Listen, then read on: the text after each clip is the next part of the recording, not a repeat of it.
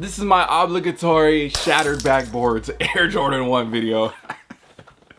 Oh, this shoe is funny. Let's talk about them. Looking at the box, you'll notice they have a huge switch up from the original release, which I think they did a great job. And I love how Jordan Brand has been doing this on all their boxes, telling the story through the box as well, not making every single box look the same. So it's easy to also identify the boxes in your collection and pull them out of the stacks and everything like that if you don't have drop front display cases. If you do, check out Sneaker Throne. We'll talk about that in a bit. But besides that, looking at the size tag, it reads Air Jordan 1 Retro High OG Black-Sail Starfish. I saw these when I was out in Europe. I think it was when I was in Paris at the time. They had them there. People were like, did you pick them up? I was like, nah, I didn't feel like it, but I still ended up with a pair right here. So I'm gonna give you guys my thoughts and opinions about them. Oh yeah, and if you didn't know by now, my name is DJ and this is the DNA Show. So lifting off the lid of the box, you'll notice again, same design, all brown on the inside, and then these come standard with a set of white paper, and peeling that back, you got the shoe. Oh, you got the shoe.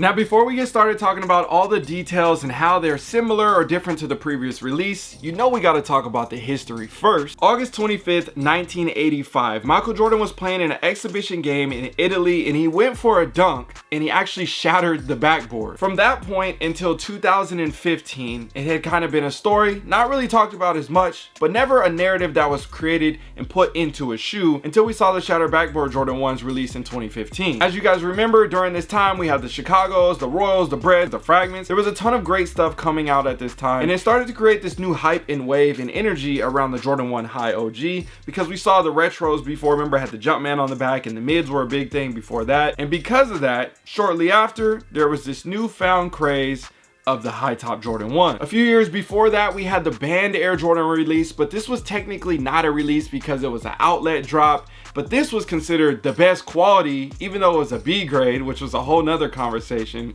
But these were the standard for Jordan 1s because we just hadn't seen anything like this that was this nice. But then the 2015 Shatter Backboard came out, and people started to realize they did a good job on the quality and the materials, even though my argument was always the bands were better than the Shatters. But again, for general releases that came out to the public, it was a solid shoe. It was just a colorway for me in particular. You guys know I don't like orange that much, so every time I got a pair, I always got rid of them, or even had sample pairs, and I got rid of those too. So next thing you know, the hype continues to rise over the year, over year, and we're talking about $1,000 shoe, 1,000 plus. People are going crazy trying to have the shatter backboards in their collection, not remembering that when they first originally came out, they sat on shelves. People didn't care about them. They were easy to cop. You could get multiple pairs. It was just another release. So for me, being a collector during that time, I actually had a couple pairs, and as they went up in value, I was able to sell them, make some good money, get a free pair out of it, sell those again, make some more good money as they kept rising. It was a great scenario for me because I just didn't prefer that shoe, and I was able to get other grails for my collection. Now after that, in 2016, about a year and a half later, we had the 2.0 version released, the away, the reverse, whatever you want to call it. And I think when those came out, it definitely started the hype to get the first pair. But then there was a big argument of like, which one's better? People like the second one more than the first one, but that one was more similar to the Chicago color blocking style. And next thing you know, what happened? Hype was already there. That was harder to get. Prices started to go up. They didn't hit for as much as the original shatter backboards, but they were still creeping up in price. And then a few years later, in 2019, we saw the shatter backboard 3.0s, which was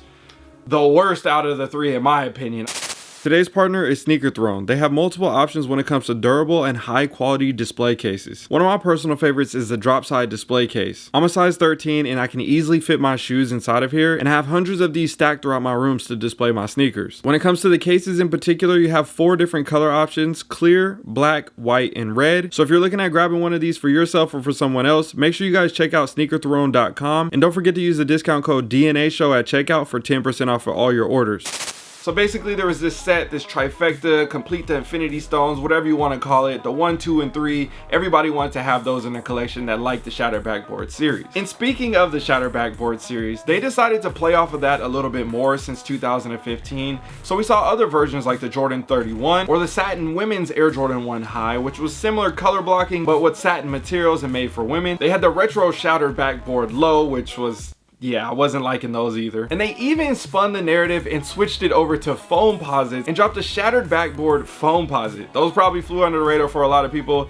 I'm not even sure if everybody knew about that one. And we can't forget to mention the Jordan 1 Low Golf and the football cleats as well. And I might be missing some other ones, so let me know down below in the comment section. But for now, since you know a little bit of history and how we've gotten to this point with the previous releases, let's go ahead and talk about these and break them down and compare them to the OG. Looking at the bottom of the shoe, you're gonna notice same thing, all orange bottom, classic retro style Air Jordan 1 OG bottom, and then the same thing on the midsole. You're gonna have that all sail with the sail stitch, not crazy yellowed, so that's good. And then on the upper, you're gonna have same thing with the color blocking. I would say the oranges are a little bit different when it comes to the overall orange tone between the two shoes. And the biggest question that everybody's asking, how are the materials? How are the shapes? The overall shape of the shoe kind of looks a little bit funky, but the materials, they just didn't do as good as they did on the first release. And I think that's what really set the tone, especially on that side panel. Now, besides that, you're gonna notice you have your orange on the heel counter and around the top end, around the collar, with your black Air Jordan Wings logo with the glossy text. And then on the front end of the vamp, you'll notice you have that same orange leather there with a slight tumble to it. Now, around the top end of the collar, you're gonna have a smooth black leather and the same thing right there around the ankle. And that's gonna continue on with the eye stay area and wrapping up around the front end of the toe. One thing that I always look at on the Jordan 1s where they like to skimp out sometimes or they do a good job is the Nike swoosh. I feel like they kind of cut a little bit of corners on certain releases. We've talked about this from the past with the high tops and the low tops. I don't know if it's the same as the front end on the vamp, but the swoosh, it looks solid. You know what I'm saying? They did a decent job. And I feel like I'm being a tough critic on this shoe in particular because this was the golden standard shoe.